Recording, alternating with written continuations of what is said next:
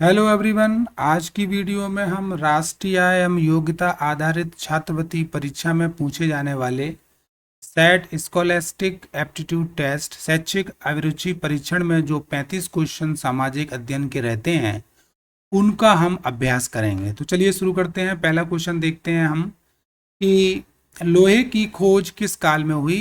तो हमको पता है कि लोहे की खोज वैदिक काल में हुई और वैदिक काल को दो भागों में बांटा गया। एक है ऋग्वैदिक काल और एक है उत्तर वैदिक काल। तो इसमें लोहे की खोज जो हुई है वो उत्तर वैदिक काल में है। देखिए, आप नोट करते जाइए। मैंने इनके आंसर लिख दिए हैं, ऑप्शन बेस नहीं बनाए हैं, लेकिन मैं बीच बीच में और आपको जानकारी देता रहूंगा, एक्सप्लेन करता रहूंगा। दूसरा क्वेश्चन है, प्रसिद्ध गायत्री मंत्र किस वेद में है। हम जानते हैं कि हमारे चार वेद हैं। एक ऋग्वेद है, एक सामवेद है, एक अथर्ववेद है और एक यजुर्वेद है, राइट। तो इसमें जो प्राचीन वेद है वो हमारा ऋग्वेद है और ऋग्वेद में ही ये जो प्रसिद्ध गायत्री मंत्र का उल्लेख है, तो इसका उत्तर होगा ऋग्वेद। अगला क्वेश्चन देखते हैं हम। सप्त स्वर यानी सात स्वर, सात टोन सा रे गा मा पा धा नी का जो उल्लेख है वो किस वेद में मिलता है। तो मिलता है सामवेद में। किसमें मिलता है? सामवेद, राइट।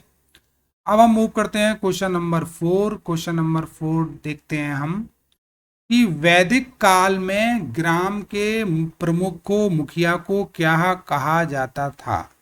तो वैदिक काल में जो मुखिया होता था, जिसको हम प्रधान आज के समय में कहते हैं, लेकिन वैदिक काल में हम उसको कहते थे ग्रामणी। क्वेश्चन नंबर 5 देखते हैं। सबसे प्राचीन वेद कौन सा है। ये मैंने अभी ऊपर ही बता दिया है, सबसे प्राचीन वेद ऋग्वेद है। आप नोट करते जाइए। क्वेश्चन नंबर 6 देखते हैं। आर्य, यहाँ पर ये रह गया। आर्य का क्या अर्थ होता है। तो आर्य का अर्थ होता है श्रेष्ठ या उत्तम। अगला देखते हैं क्वेश्चन। आर्यों के सबसे प्रिय देवता कौन थे। आर्यों के सबसे प्रिय देवता थे इंद्र। अगला क्वेश्चन देखते हैं, क्वेश्चन नंबर 8। भारत का जो आदर्श वाक्य है सत्यमेव जयते, वो किस से लिया गया है। तो पहले हम आपको बताना चाहेंगे कि उपनिषद जो है हमारे 108 हैं, ठीक है। उपनिषद का जो दूसरा नाम है वो है वेदांत। क्या है? वेदांत। तो आप नोट कर लो।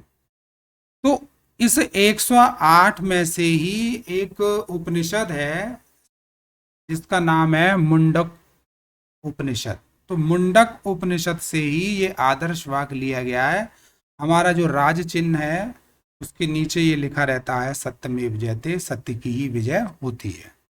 क्वेश्चन नंबर 9 देखते हैं। रामायण की रचना किसने की। रामायण किसने लिखी। तो रामायण लिखी महर्षि वाल्मीकि जी ने। महाभारत, क्वेश्चन नंबर 10 देखते हैं। महाभारत की रचना किसने की। तो महाभारत की रचना की महर्षि वेदव्यास जी ने, राइट।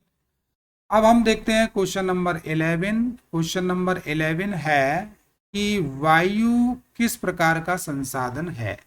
तो वायु जो है नवीनीकरणीय है या अच्छाशील बोलेंगे इसको, अच्छाशील संसाधन है। अच्छाशील का मतलब है कभी ना नष्ट होने वाला संसाधन, यानी हम इसको एक बार समाप्त हो गई तो हम इसको फिर से प्राप्त कर सकते हैं। लेकिन क्वेश्चन नंबर जो 12 है वो जीवाश्मी ईंधन है। इंपॉर्टेंट क्वेश्चन है, कई बार पूछा गया है ये, कि जैसे जीवाश्मी ईंधन है, कोयला है, पेट्रोलियम है, प्राकृतिक गैस है, तो ये किस प्रकार का संसाधन है। तो ये है अनवीनीकरणीय संसाधन। कहने का मतलब है एक बार अगर आपने यूज कर लिया तो हम फिर से इसका प्रयोग नहीं कर सकते। क्वेश्चन नंबर हम देखेंगे 13। गन्ना, कपास, जूट, तिलहन, तंबाकू, ये जो किस प्रकार की फसलें हैं। हम फसलें जानते हैं, एक फसल होती है रबी की फसल और एक फसल होती है खरीफ की फसल और एक फसल होती है जायद की फसल और एक फसल होती है नकदी फसल, ठीक। और एक होती है पेय पदार्थ वाली फसल। तो ये है फसल।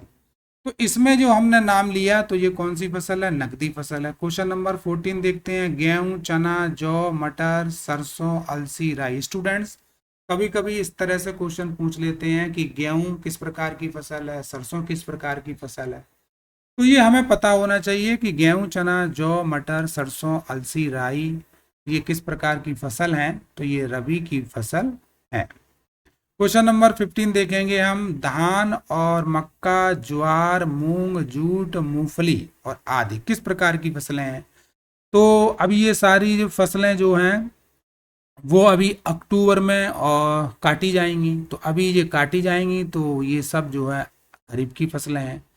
ये जो है तरबूज है जिनमें पानी बहुत होता है, खरबूज है, ककड़ी है, खीरा है आदि इस प्रकार की जो फसलें हैं वो जायद की फसलें हैं, 1-2 महीने में तैयार हो जाती हैं, जिसे हम गांव में कहते हैं पालेज की फसलें हैं, पालेज। क्वेश्चन नंबर 17 देखते हैं। विश्व में चावल प्रोडक्शन में भारत का कौन सा स्थान है। तो विश्व में भारत का जो है चावल प्रोडक्शन में जो प्रथम स्थान है, लेकिन पहला स्थान जो है वो किसका है, चीन का है।